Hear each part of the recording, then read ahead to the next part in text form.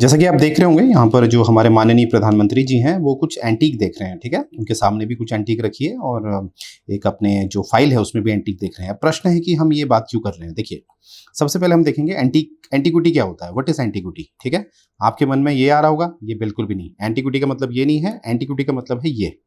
जो ऐसे कुछ वस्तुएँ होती हैं या लिखित हो सकता है, जो बहुत वर्षों से बनाया नहीं गया है। अब ये बहुत वर्ष से क्या तात्पर्य है, ठीक है?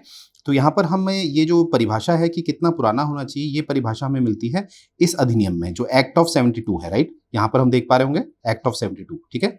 ये परिभाषित करेगा एंटीक्विटी को, ठीक है?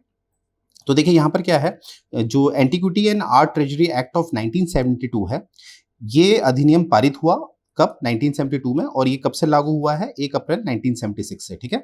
और ये परिभाषित करता है कि ऐसा कोई भी वस्तु, ये कोई ऑब्जेक्ट हो सकता है, जो कम से कम 100 साल पुराना है, यानी कि 100 वर्षों के मध्य उसमें कोई भी काम नहीं हुआ है, यानी कि कम से कम वो 100 वर्ष पुराना होना चाहिए, तो वो एंटीक्विटी के दायरे में आ जाता है, एंटीक्विटी की परिभाषा में आ जाता है। वहीं पर जैसे जैसे कॉइन्स होते हैं, स्कल्पचर्स होते हैं, पेंटिंग्स होते हैं, एपिग्राफिक्स होते हैं, इस तरह से, राइट?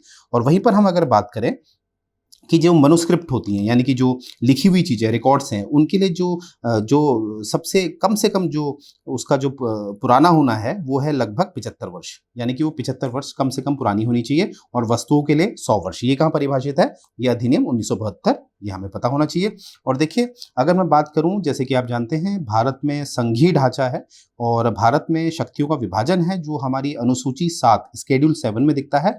तो अगर मैं केंद्र सूची की बात करूँ तो उसका आइटम 67, और राज्य सूची की बात करूँ आइटम उसका 12, और अगर समवर्ती सूची की बात करूँ आइटम 40। तो ये कहीं न कहीं हमें बताता है कि जो जो जो देश की जो धरोहर है, उसको कहीं न कहीं सँभाल के रखना है, ठीक है? इसीलिए हम उसे एंटीक्विटी कहते हैं। इसीलिए हम देखते हैं जो अंतर्राष्ट्रीय बाज़ार होते हैं उसमें उसके काफ़ी दाम होते हैं, राइट? अब देखिए, जो भी जो एंटीक्विटी हमारे बिफोर इंडिपेंडेंस है, यानी कि आज़ादी से पहले की जो हमारी जो एंटीक्विटीज़ हैं, ठीक है? वो कहीं न कहीं ऐसा है कि अब ये इंडिपेंडेंस से पहले का तात्पर्य है, जो हमारा एक्ट पास हुआ था 1947 वाला, उससे पहले, ठीक है? तो no antiquity could be exported without a licence, यानी कि कोई भी एंटीक्विटी है जो आज़ादी से पहले की है, उसको आप एक्सपोर्ट नहीं कर सकते हैं बिना किसी लाइसेंस के। ये बात आपने याद रखनी है। अच्छा देखिए, जैसे कि अब जैसे हमने ये देखा है, जैसे कि बीच में जो मई का महीना था, उसमें हमें ये दिख रहा था कि जो महाराष्ट्र की जो राज्य सरकार है, वो प्रयास कर रही है कि लंदन में जो छत्रपति शिवाजी की जो तलवार है, उसे वापस लाया जाए। तो उसके लिए क्या कोई तरीका है, कोई प्रक्रिया है? बिल्कुल है। अगर इस तरह के मुद्दे हैं, यानी कि जो एक देश किसी और देश से कोई वस्तु ले गया है, तो उसको वापस कैसे लाया जा सकता है? उसके लिए वैश्विक स्तर पे यूनेस्को द्वारा एक फ़ॉर्मूला दिया गया है, यानी कि उसने 1970 में जो वहाँ कन्वेंशन हुआ था, यानी कि बैठक हुई थी, उसमें कहीं न कहीं इस तरह के जो मुद्दे हैं कि एक देश जब दूसरे देश से कोई जो उसकी असीम जो वस्तु है, उसको ले जाता है, तो उसको कैसे वापस लाया जा सकता है, ठीक है?